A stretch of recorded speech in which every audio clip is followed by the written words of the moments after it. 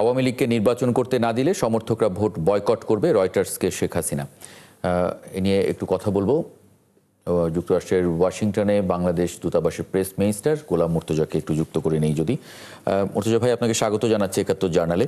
আপনি নিশ্চয়ই এই খবরটি আজকে সামাজিক যোগাযোগ মাধ্যম সহ মূলধারার গণমাধ্যমগুলোতেও নানানভাবে এসেছে। এক একজন এক এক হেডলাইনটাকে সামনে এনেছে, এক এক বিষয়কে। আপনি আসলে কিভাবে তার এই বক্তব্যকে মানে ব্যাখ্যা করবেন, ঠিক সময়টাও যদি একটু উল্লেখ করেন, কারণ সামনে নির্বাচন, জুলাই সনদের বিষয় নিয়ে নানানভাবে কথা হচ্ছে দলগুলোর মধ্যেও মতভেদ ইত্যাদি। সেই সময়ে এই ধরনের একটি বিষয়, মানে সময়টাও বিচার্য কিনা? জি, ধন্যবাদ আপনাকে। বাংলাদেশ থেকে গণ আন্দোলনের মুখে পালিয়ে যাওয়া শেখ হাসিনা একটি সাক্ষাৎকার দিয়েছেন এবং সেই সাক্ষাৎকারটি নিয়ে আপনি যেভাবে বললেন যে মূলত সামাজিক যোগাযোগ মাধ্যমে এক ধরনের আলোচনা, তর্ক বিতর্ক চলছে নানাবিধ দিক নিয়ে। তো এই জায়গাটাতে যদি খুব মোটা দাগে বিশ্লেষণ করি তাহলে দেখা যাবে যে বাংলাদেশ থেকে পালিয়ে যাওয়ার ১ বছরের কিছু সময় পরে গিয়ে তিনি বিদেশি গণমাধ্যমের সঙ্গে কথা বললেন। কোট আনকোট কথা যদি বললেন, এইভাবে যদি বলি তাহলে আমার ধারণা সঠিকভাবে বলা হয় না। খেয়াল করে দেখবেন যে একই সময়ে তিনি ৩টি গণমাধ্যমকে, আন্তর্জাতিক গণমাধ্যমকে সাক্ষাৎকার দিয়েছেন। এপিকে সাক্ষাৎকার দিয়েছেন, রয়টার্সকে সাক্ষাৎকার দিয়েছেন এবং ইন্ডিপেন্ডেন্ট ইউকেকে সাক্ষাৎকার দিয়েছেন। তো এটা কি কাকতালীয়? হ্যাঁ, আমরা কেউ যদি বলতে চাই যে কাকতালীয়, সেটা হতে পারে, কিন্তু ৩টি আন্তর্জাতিক গণমাধ্যম, প্রায় কাছাকাছি রকমের প্রশ্ন, প্রায় কাছাকাছি রকমের উত্তর। এইভাবে যে সাক্ষাৎকারটা একই সময়ে প্রকাশিত হলো, এটা একটা প্রশ্ন নয়, পর্যালোচনার দাবি রাখে। পর্যালোচনাটা এইরকম যে, প্রথমত কথা, ৩টি গণমাধ্যম একই রকমের প্রশ্ন দিয়ে, একই রকমের উত্তর দিয়ে, ইমেলে প্রশ্ন পাঠালেন, ইমেলে উত্তর পেলেন, এইভাবে সাক্ষাৎকারটা প্রকাশ করলো একই দিনে। এটা কাকতালীয় হওয়ার কথা নয়। তাহলে হলো কিভাবে, ঘটলো কিভাবে? ধারণা করা হয় যে ইউকে বেসড লবিস্ট ফার্মের মাধ্যমে তিনি তার বক্তব্যগুলো এই সময়ে প্রচার করতে চেয়েছেন আন্তর্জাতিক অঙ্গনে। বক্তব্য তো তিনি প্রতিদিনই প্রচার করছেন সামাজিক যোগাযোগ মাধ্যমে। বাংলাদেশ বিরোধী, বাংলাদেশ সরকার বিরোধী, ডক্টর ইউনূস বিরোধী, বাংলাদেশের জনগণ বিরোধী, সামরিক বাহিনী বিরোধী কথা তিনি বলছেন, প্রতিদিনই বলছেন। এখন আন্তর্জাতিক অঙ্গনে তার এই কথা বলাটার একটা দরকার মনে করেছেন তিনি। দরকার মনে করেছেন দুটি কারণে। একটি কারণ হচ্ছে ফেব্রুয়ারিতে নির্বাচন। এই নির্বাচন ঠেকানোর মতো শক্তি সামর্থ্য নাই। নানা রকমের জটিলতা হয়তো তৈরি করবে, কিন্তু তারা ঠেকাতে পারবে না। পালিয়ে থেকে নেতৃত্ব দিয়ে বাংলাদেশের নির্বাচন ঠেকাতে পারবে না। তো এই সময়ে তার একটা কথা বলার দরকার মনে করেছে। ফেব্রুয়ারি নির্বাচনকে কেন্দ্র করে আন্তর্জাতিক অঙ্গনে তিনি আলোচনায় থাকতে চান, এই কারণে তিনি কথা বলে থাকতে পারেন। আরেকটি জায়গাতে তিনি দৃষ্টিপাত করতে চেয়েছেন, সেটি হচ্ছে শেখ হাসিনা বাংলাদেশ থেকে পালালো কেন? সে তো স্বৈরশাসক ছিল, সেই কারণেই তো তাকে শুধু পালাতে হয়নি। সে পালানোর আগে বাংলাদেশে একটা গণহত্যা করে গেছে, মানবতা বিরোধী অপরাধ করে গেছে। সেটা বাংলাদেশের মানুষ যেমন জানে, সেটা জাতিসংঘের প্রতিবেদনেও আছে যে সে মানবতা বিরোধী অপরাধ করেছে। এই মানবতা বিরোধী অপরাধ করেছে বলেই মূলত কাকে পালাতে হয়েছে। মানবতা বিরোধী অপরাধ মানে গণহত্যা বা মানুষ হত্যা যদি না করতো তাহলে হয়তো তাকে পালাতে হতো না, দেশে থাকতো, তাকেও তখনও বিচারের মুখোমুখি হতে হতো। কিন্তু জনমানুষ এইভাবে এতটা বিক্ষুব্ধ তার উপরে হয়ে যেত না যে তাকে পালাতে হবে। এই যে পালানো মানবতা বিরোধী অপরাধ, এই মানবতা বিরোধী অপরাধে তার বিরুদ্ধে খুব সুনির্দিষ্ট তথ্য এবং প্রমাণ আছে। পৃথিবীর খুব কম মামলা বা কম অপরাধীর ক্ষেত্রে এত সুনির্দিষ্ট তথ্য প্রমাণ থাকে পালিয়ে যাওয়া শেখ হাসিনার বিরুদ্ধে যে তথ্য প্রমাণ আছে। প্রথমত কথা, সে যে মানুষ হত্যা করিয়েছে তার বাহিনীকে দিয়ে, তার ভিডিও আছে। আওয়ামী লীগ, যুবলীগ, ছাত্রলীগকে দিয়ে মানুষ হত্যা করিয়েছে, তার ভিডিও আছে। আইন শৃঙ্খলা রক্ষাকারী বাহিনীকে দিয়ে হত্যা করিয়েছে, তার ভিডিও আছে। অডিও আছে, সে যে মানুষ হত্যা করতে বলছে সেটার অডিও আছে। সে যে হেলিকপ্টার থেকে গুলি করতে বলছে সেটার অডিও আছে। স্থির চিত্র আছে। ঘটনাক্রম বিশ্লেষণ করলে নানাবিধ কিছু প্রমাণ হয়। আরও অনেক প্রমাণ আন্তর্জাতিক অপরাধ ট্রাইব্যুনালের হাতে আছে। তো এইরকম মামলার বিচার চলাকালীন, বিচার যখন চলছে, একটি মামলা বিচার মানে সব পর্ব শেষ হয়েছে আগামী 13 তারিখে, তার নভেম্বরের 13 তারিখে, আমি যদি তারিখটা ভুল করে না থাকি, 13 তারিখে তার রায় ঘোষণা করার কথা।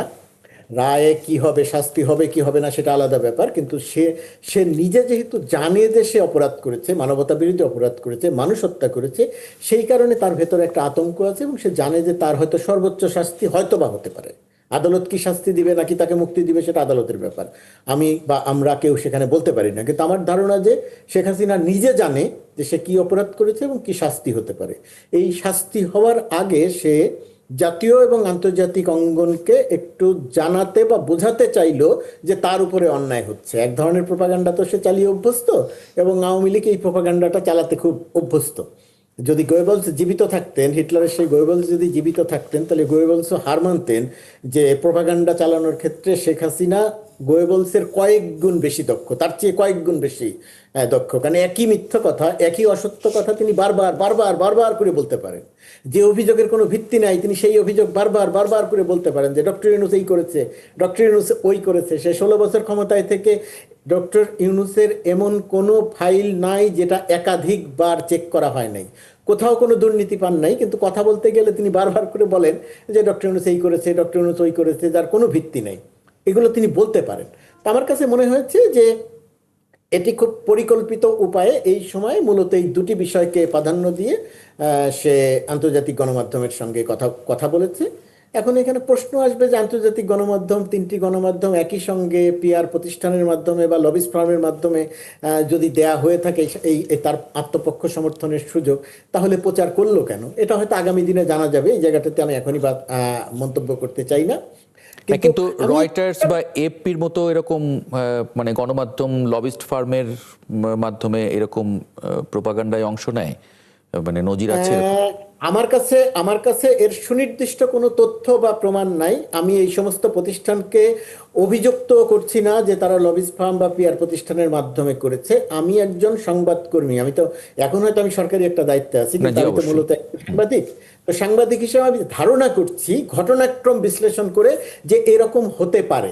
আচ্ছা আচ্ছা, হতে পারে এই কারণে বলছি যে ধরেন একই রকমের প্রশ্ন, একই রকমের উত্তর, ইমেলে প্রশ্ন পাঠানো, ইমেলে উত্তর দেয়া, একই সঙ্গে তিনটি পত্রিকা, তিনটি গণমাধ্যম পাঠালো, একই সঙ্গে তিনজনকে জবাব দিল, একই সঙ্গে তারা প্রকাশ করলো, এগুলো একটা প্রশ্ন তৈরি করে, একটা পর্যালোচনার দাবি রাখে। আগামী সময়টা তো আমার ধারণা যেটা আরো পরিষ্কার করে জানা যাবে বা বোঝা যাবে। তবে একটা জিনিস আমি পরিষ্কার করি, সেটি হচ্ছে শেখ হাসিনার সময়ে আল জাজিরা সহ পৃথিবীর আন্তর্জাতিক গণমাধ্যমগুলো তার যে অপকর্মের সংবাদ প্রকাশ করত, তখন বাংলাদেশে বসে কিছু তোষামতকারী সাংবাদিক আল জাজিরাকে সাংবাদিকতা শেখাতো, যেটা হয়েছে ওটা হয় নাই। আমি বিবিসি, আমি রয়টার্স বা এএফপি বা ইন্ডিপেন্ডেন্ট বা অন্য কোনো আন্তর্জাতিক গণমাধ্যমকে সাংবাদিকতা শেখাচ্ছিও না, তাদের এটা নিয়ে আমি প্রশ্নও করছি না।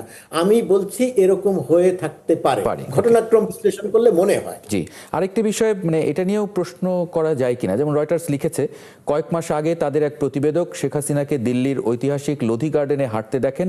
সঙ্গে ছিলেন দুজন নিরাপত্তারক্ষীর মতো ব্যক্তি। পথচারীদের কেউ কেউ চিনে ফেললে তিনি মাথা নেড়ে শুভেচ্ছা জানান। মানে যদি এরকম পরিস্থিতি হয় তাহলে ইমেইলে আসলে সাক্ষাৎকার নিতে হলো কেন? মানে এটা তো সামনাসামনি নেয়ার কি কোনো বাধ্যবাধকতা থাকে? মানে আমি ঠিক দেখেন, সাক্ষাৎকার, প্রথমত কথা, সাক্ষাৎকার ইমেলে হতে পারে। আপনি যদি আমার কাছে বিশেষ কোনো কিছু থাকে এবং আপনি যদি মনে করেন যে আমার সঙ্গে কথা বলবেন, এবং আমি যদি আপনাকে শর্ত দেই যে না আমি কথা বলবো না, আমার কথা বলার সুযোগ নাই, আপনি আমাকে পাঠান, আন্ডারগ্রাউন্ডে আছি আমি, আপনি আমাকে প্রশ্ন পাঠান, আমি প্রশ্নের উত্তর লিখিতভাবে মেলে দিয়ে দিব, হতে পারে। এটা যে একেবারে অস্বাভাবিক ব্যাপার তা নয়। কিন্তু প্রশ্ন হচ্ছে শেখ হাসিনা আসলে কোথায় আছে? শেখ হাসিনা দিল্লিতে আছেন, শেখ হাসিনার সঙ্গে টেলিফোন আছে, শেখ হাসিনার ফোনে কথা বলার সুযোগ আছে। তিনি প্রতিদিন, প্রায় প্রতিদিন ইমেইলে যদি সাক্ষাৎকার দেন তাহলে তো সেখানে ইন্টারনেটও আছে, সবই আছে সেখানে, সেখানে সব আছে, তার কথা বলার সুযোগ আছে। তার এই যে আমরা এখন যেরকম, আমি ওয়াশিংটন ডিসি থেকে কথা বলছি, আপনি ঢাকা স্টুডিও থেকে কথা বলছেন, সুতরাং আপনি সব জায়গায় কথা বলার সুযোগ আছে এবং কথা বলার সুযোগ আছে। তিনি কথা বলার ক্ষেত্রে তার উপরে কোনো নিষেধাজ্ঞা আছে এরকম কোনো কিছু মনে করার কারণ নাই, কারণ তিনি সামাজিক যোগাযোগ মাধ্যমে কথা বলছেন। ওই কারণেই আমি প্রশ্নের কথা, প্রশ্ন যা পিআর প্রতিষ্ঠানের মাধ্যমে বা লবিস ফার্মের মাধ্যমে প্রক্রিয়াটি সম্পন্ন হলো কিনা সেটা নিয়ে প্রশ্নটা তৈরি হচ্ছে ওই কারণগুলোতেই, যে রয়টার্স বা ইন্ডিপেন্ডেন্ট বা এএফপি তার কাছে ইমেল পাঠিয়ে নিতে হলো কেন? তার তো ফোন ছিল, সে তো ফোনেও কথা বলতে পারতো। এখানে দুটি ব্যাপার হতে পারে, দুটি না, মানে মূলত একটা গুরুত্বপূর্ণ ব্যাপার হতে পারে। তো শেখ হাসিনার সব প্রশ্নের উত্তর দেওয়ার মতো সাহস এবং সক্ষমতা শেখ হাসিনার নাই, কারণ তার কাছে সেই তথ্য নাই। গুম বিষয়ে যদি খুব মানে তিনি যদি প্রশ্নের মুখোমুখি হন যে তিনি মানুষকে গুম করেছিলেন, গুমের যে পরিমাণ তথ্য প্রমাণ, অডিও ভিডিও ইত্যাদি তথ্য প্রমাণ, এবং ভিকটিমরা যারা ফিরে এসে কথা বলছেন, যে সমস্ত প্রমাণ এখন সামাজিক যোগাযোগ মাধ্যমে বা গণমাধ্যমে আছে, সেই সমস্ত জায়গাতে ধরে ধরে যদি প্রশ্ন করা হতো শেখ হাসিনাকে, তাহলে শেখ হাসিনা এই প্রশ্নগুলোর উত্তর দিতে পারতেন না। গণহত্যা চালিয়েছেন, মানবতা বিরোধী অপরাধ করেছেন, তিনি শুধু এক বাক্যে বলছেন যে যারা মারা গেছেন তাদের জন্য আমি শোকার্ত, কিন্তু এই দায় নিব না, ক্ষমা চাইব না। কিন্তু তার পরিপ্রেক্ষিতে যদি একজন সাংবাদিক, এপি বা ইন্ডিপেন্ডেন্ট বা যে কোনো গণমাধ্যমের, বাংলাদেশেরও কোনো গণমাধ্যম যারা সাক্ষাৎকার নিতে অভ্যস্ত, তাদের মুখোমুখি যদি শেখ হাসিনা হন, তাহলে শেখ হাসিনা এই প্রশ্নগুলোর জবাব দিতে পারবেন না, কারণ তিনি জানেন যে তিনি মানবতা বিরোধী অপরাধ করেছেন। আমার ধারণা যে শেখ হাসিনার এই গণমাধ্যমের মুখোমুখি না হওয়ার ক্ষেত্রে, টেলিফোনে কথা না বলার ক্ষেত্রে, অডিও বা ভিডিও যে কোনো ফরম্যাটই হোক, কথা না বলার ক্ষেত্রে বা কথা বলতে সাহস না করার ক্ষেত্রে তার অপরাধটা একটা বড় ভূমিকা রেখে থাকতে পারে। আমি চাইলে উনি এমন একটা জায়গায় আছে, এবং মুর্তজা ভাই হয়তো এগ্রিও করবে, যে তিনটা ইন্টারভিউ যে ছাপা হয়েছে, অ্যান্সারগুলো কিন্তু অলমোস্ট সিমিলার। সো আমার মনে হচ্ছে যে জিনিসটা যথেষ্ট পরিমাণ ভেটেড, এবং যে জিনিসটা যথেষ্ট পরিমাণ আর্টিকুলেটেডভাবে জিনিসটা সাজানো হয়েছে। দেখেন, আমি এটা অ্যান্টিসিপেট করছিলাম। আমি তো বরং বলবো যে এই যে আমরা ইলেকশনের দিকে যাচ্ছি, এটা প্রথম চাল।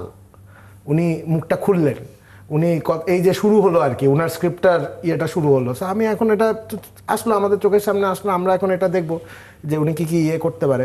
কিন্তু আমার মনে হয় না যে মানে এইটা উনি যাই বলেছে কিনা, এটা গ্রহণযোগ্যতা কতটুকু আছে সেটা নিয়ে আমার একটা বড় প্রশ্ন আছে আর কি। কারণ ইউএন দ্বারা কিন্তু উনি যে অ্যাট্রসিটিসগুলো করেছে সেটা অলরেডি স্টাবলিশড। সো উনি বলতেই পারে চাইলে, কিন্তু এখন কথা হচ্ছে যে এটা এখন আমাদের দিক থেকেও, বাংলাদেশের দিক থেকেও আমার মনে হয় একটা আমাদের ফরেন মিনিস্ট্রির সাথে এখন, যেহেতু তাকে একবার বলা হয়েছে, চিফ অ্যাডভাইজার নিজেই বলেছে যে উনি নরেন্দ্র মোদীকে বলেছেন যে শি শুডন্ট গিভ ইন্টারভিউজ। তো এটা যখন না হলো, এটা এখন একটা আমার কাছে মনে হয় যে একটা মানে রাষ্ট্র হ্যাঁ একটা ইন্টারন্যাশনাল রিলেশনের দিক দিয়ে এখন আমাদের কথা বলতে হবে, এটাও একটা জায়গা আছে। আমি এখানে আরেকটু যোগ করি যে এই যে পালিয়ে যাওয়া বাংলাদেশ থেকে পলাতক শেখ হাসিনা যে কথাগুলো বললেন আন্তর্জাতিক অঙ্গনকে জানানোর জন্য, আমি বিশ্বাস করি, এবং আমি যখন এইখানে ওয়াশিংটন ডিসি বা এই অঙ্গনের লোকজনের সঙ্গে কথা বলি, গুরুত্বপূর্ণ মানুষের সঙ্গে যখন আমরা কথা বলি, বা আমাদের কাছে যারা জানতে চান, শেখ হাসিনার এই কথাগুলো আসলে কোনো রকম কোনো বিশ্বাসযোগ্যতা নাই। আন্তর্জাতিক গণমাধ্যম থেকে শুরু করে শক্তিশালী দেশগুলোর যারা পরিচালনা করেন, তাদের কাছে শেখ হাসিনার যে মানবতা বিরোধী অপরাধ, জাতিসংঘ দ্বারা স্বীকৃত যে অপরাধ, এই অপরাধগুলোর সম্পর্কে তারা মোটামুটি পরিষ্কারভাবে অবহিত। তারা জানেন, তারা শুধু বাংলাদেশ সরকারের থেকে নয়, বাংলাদেশের গণমাধ্যম থেকে নয়, আন্তর্জাতিক গণমাধ্যম থেকে নয়, তারা তাদের নিজস্ব প্রতিনিধিদের মাধ্যমে, নিজস্ব সেটআপের মাধ্যমেও তারা প্রকৃত তথ্য, জুলাই অগাস্ট মাসে শেখ হাসিনা কি করেছিল, কি পরিমাণ বর্বর নির্মম নিষ্ঠুর আচরণ করেছিল, এইগুলো তথ্য প্রমাণ সবই তাদের কাছে আছে। সুতরাং শেখ হাসিনা এখন আন্তর্জাতিক অঙ্গনে কথা বলে আন্তর্জাতিক বিশ্বকে প্রভাবিত করবেন, বা আওয়ামী লীগকে একটা নিষিদ্ধ ঘোষিত কার্যক্রম, নিষিদ্ধ ঘোষিত আওয়ামী লীগের প্রতি কোনো সহানুভূতি তৈরি করবেন, শেখ হাসিনা বিরুদ্ধে যে মামলা চলমান আছে সেই চলমান মামলাগুলো প্রভাবিত হবে ইত্যাদি, বা নির্বাচন কোনো প্রশ্নের মুখে পড়বে, তিনি নানা চেষ্টা করবেন। কিন্তু আমার কাছে মনে হয় না যে আন্তর্জাতিক বিশ্বে শেখ হাসিনার বা আওয়ামী লীগের কোনো রকম কোনো গ্রহণযোগ্যতা আছে যে তারা এই সমস্ত কথা বলে এটাকে প্রভাবিত করবে। তাহলে কেন বলছে এই কারণে, যেহেতু তার আর কোনো কিছু করণীয় নাই, সে সামাজিক যোগাযোগ মাধ্যমে কথা বলছে, ওইখানে তো শুধু বিষোদ্গার করছে, মানুষকে তুচ্ছ তাচ্ছিল্য, গালি, যে শব্দগুলো আমরা মুখে আনতে পারবো না সেই শব্দগুলো শেখ হাসিনা বলছে, শেখ হাসিনার লোকজন বলছে। তো এগুলোর যেহেতু কোনো লাভ হচ্ছে না সোশ্যাল মিডিয়ায় কথা বলে, এখন সে আন্তর্জাতিক মিডিয়ায় কথা বলে মনে করছে হয়তোবা লাভ হতে পারে, হয়তোবা নির্বাচনে তার দলের অংশগ্রহণের সুযোগ পাওয়ার ব্যাপারে আন্তর্জাতিক বিশ্ব চাপ দিবে। কিন্তু আমার কাছে মনে হয় না যে ইউরোপের বা উত্তর আমেরিকার বা অন্য কোনো দিকের, একমাত্র ভারত ছাড়া, পার্শ্ববর্তী দেশ ছাড়া আর কেউ তার ব্যাপারে কোনো সহানুভূতি আছে, তার পক্ষে থেকে কোনো কথা বলবেন, এরকম কিছু মনে হয় না। কিন্তু আন্তর্জাতিক সংগঠন কথা বলছেন, তারা হয়তো সামনেও কথা বলবেন। জি। কিন্তু আন্তর্জাতিকভাবে শক্তিশালী কোনো দেশ তার পক্ষে অবস্থান নিবে এই সমস্ত কথা বলার সেই ভিত্তিটা বর্তমানে নাই, সামনের সময়টাও থাকবে না, যতদিন পর্যন্ত শেখ হাসিনার এই মানবতা বিরোধী অপরাধের বিচার হয় এবং যতদিন পর্যন্ত না তিনি যদি এমন হয় যে তিনি যদি বাংলাদেশের মানুষের কাছে গণহত্যার জন্য, মানবতা বিরোধী অপরাধের জন্য মাপ চান, ক্ষমা চান, তা স্বীকার করে নিয়ে, তাহলে হয়তো বাংলাদেশের মানুষ বিবেচনা করতে পারে যে তাকে ক্ষমা করা যায় কিনা। কিন্তু ক্ষমা চাইলেই আন্তর্জাতিক বিশ্ব বলবে না যে তুমি 2000 মানুষ হত্যা করেছো, জাতিসংঘ দ্বারা স্বীকৃত 1400 মানুষ হত্যা করেছো, তোমার ছেলে অর্থাৎ হাসিনার ছেলে জয় স্বীকার করেছে যে 800 হত্যাকাণ্ড হয়েছে। সেই 800 হত্যাকাণ্ডও যদি ধরি, এই 800 মানুষ হত্যাকাণ্ড একদিন শেখ হাসিনা ক্ষমা চাইবে আর আন্তর্জাতিক বিশ্ব বলবে যে না তিনি তো ক্ষমা চেয়েছেন, তাকে মাফ করে দেন, এরকম প্রেক্ষাপট পৃথিবীতে নাই। সুতরাং শেখ হাসিনার এই সাক্ষাৎকার বা এগুলো নিয়ে আসলে অতিরিক্ত গুরুত্ব দিয়ে আলোচনা করার কিছু নাই।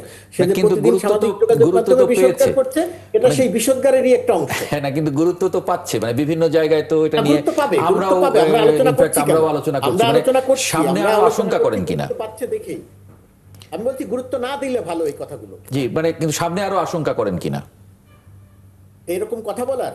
জি, মানে উনি এরকম মানে আরো গণমাধ্যমে আরো সক্রিয় হয়ে যাওয়ার আশঙ্কা করেন কিনা বা দেখেন কিনা? গণমাধ্যমে সক্রিয় হলে তো কোনো সমস্যা নাই। উনি ভারতে অবস্থান করে সকল রকমের সুযোগ সুবিধা নিয়ে যেটা করবেন, যেটা নিয়ে আমার আশঙ্কা আছে, সেটি হচ্ছে নির্বাচনকে কি করে ঠেকানোর একটা প্রচেষ্টা তিনি করবেন। সেইটার প্রচেষ্টার অংশ হিসেবে এক ধরনের বিশৃঙ্খলা করার চেষ্টা করবেন। ওই যে তিনি সামরিক বাহিনীকে উস্কানি দিচ্ছেন, নিজের দলের নেতাকর্মীদের বলছেন যার যা আছে সেটা নিয়ে ঝাঁপিয়ে পড়তে বলছেন, এক ধরনের যুদ্ধ পরিস্থিতি তৈরি করতে বলছেন। এই জায়গাটিতে আমাদের অর্থাৎ সরকারকে অনেক বেশি সতর্ক থাকতে হবে, আইন শৃঙ্খলা রক্ষাকারী বাহিনীকে অনেক বেশি সতর্ক থাকতে হবে। নানা রকমের নাশকতামূলক কর্মকাণ্ডের সঙ্গে সম্পৃক্ত হবে নিষিদ্ধ ঘোষিত কার্যক্রম, নিষিদ্ধ ঘোষিত আওয়ামী লীগ। এই কথা বলার চেয়ে আমি ওই জায়গাগুলো নিয়ে বেশি গুরুত্ব দিতে অনুরোধ করব। আমি মুর্তজা ভাইয়ের সাথে একটা জিনিস অ্যাড করবো। একটা মুর্তজা ভাই জিনিসটা খেয়াল করছেন, সেটা হচ্ছে যে উনি ঠিক হাসিনা কিন্তু অনেক জায়গায় যে উস্কানি দিচ্ছে, কিন্তু আজকে রয়টার্স উনি বলছে উনি কিন্তু দেশে আসছে না। সো উনি যে এত কথা বলতেছে তার কিন্তু এখনো পর্যন্ত দেশে আসার মানে এটা তার ফলোয়ার্সদের জন্য এটা কি পরিমাণ ডিসঅ্যাপয়েন্টমেন্ট হওয়া উচিত যে এত কিছু হচ্ছে কিন্তু সে আজকে স্পেসিফিকলি গণমাধ্যমে বলে দিল যে তার দেশে আসার কোনো প্ল্যান নেই। মানে এটা বোঝা যায় যে সে কি অবস্থায় আছে। মানে তার আমার মনে হয় না যে ওই ফ্রন্ট ফুটে আসার কোনো চান্সই আছে। মানে এটা একটা হাস্যকর জায়গায় পরিণতি হতে যাবে আর কি। আমি এটার জন্য বললাম যে সে প্রথম দাওটা দিল, এটা আরো হাস্যকর হবে সামনে। আমার মনে হচ্ছে সে হয়তো আরো কয়েকটা ইন্টারভিউ দিবে কিন্তু এটাকে এত মানে এটাকে আমরা হালকাভাবেই দেখতেছি কিন্তু এখনো পর্যন্ত। অনেক ধন্যবাদ অপূর্ব জাহাঙ্গীর এবং গোলাম মুর্তজা। জি, মুর্তজা ভাই কিছু যুক্ত? দুটি কথা বলে শেষ করি। এক নম্বর কথা, সে যেহেতু মানবতা বিরোধী অপরাধ করেছে, মানুষ হত্যা করেছে, তার নামে মামলা চলছে, তার ওই সাহস নাই যে দেশে এসে মামলা মোকাবেলা করবে। দুই নম্বর ব্যাপার যেটা যে শেখ হাসিনার দেশে আসবে, শেখ হাসিনা যেটা বলেছে যে অনির্বাচিত সরকারের অধীনে সে দেশে ফিরবে না, একটা নির্বাচিত সরকারের অধীনে এই জাতীয় একটা কথা বলেছে। তো ফেব্রুয়ারিতে নির্বাচন, সেই সময় একটা নির্বাচিত সরকার আসবে, তো তখনও তো সে দেশে ফিরে আসতে পারে। সে কি আসবে ফিরে? সে ফিরে আসবে না, কারণ সে মানবতা বিরোধী অপরাধ করেছে। সে এটাও অ্যাড করছে যে তার কোনো প্ল্যান নাই। সে ওই সেন্টেন্সটা আছে যে he doesn't have any plan to come back to the country। Plan নাই। দেখেন, শেখ হাসিনা বাংলাদেশের মানুষ নিয়েও চিন্তিত নয়, শেখ হাসিনা আওয়ামী লীগের নেতাকর্মী নিয়েও চিন্তিত নয়। শেখ হাসিনা সবচেয়ে খুশি হবে এখন দেশের ভেতরে আওয়ামী লীগের নেতাকর্মীরা যদি নির্যাতিত হয়, সে তখন আন্তর্জাতিক বিশ্বকে বলতে পারবে এই দেখো আমার দলের নেতাকর্মীদেরকে মারা হচ্ছে বা নিপীড়ন নির্যাতন করা হচ্ছে। শেখ হাসিনার এই উস্কানির, শেখ হাসিনার এই বক্তব্যের মূল লক্ষ্য হচ্ছে দেশের ভেতরে থাকা আওয়ামী লীগের নেতাকর্মীরা যাতে বিপদে পড়ে। আওয়ামী লীগের নেতাকর্মীরা এটা বুঝতে পারবে কিনা আমি ঠিক নিশ্চিত নই। অনেক ধন্যবাদ গোলাম মুর্তজা এবং অপূর্ব জাহাঙ্গীর যুক্ত হবার জন্য 71 জানায়। দর্শক, আপনাদেরকেও ধন্যবাদ জানাচ্ছি। আগামীকাল একই সময় দেখার আমন্ত্রণ জানিয়ে রাখলাম, সঙ্গে পাবো আশা করি।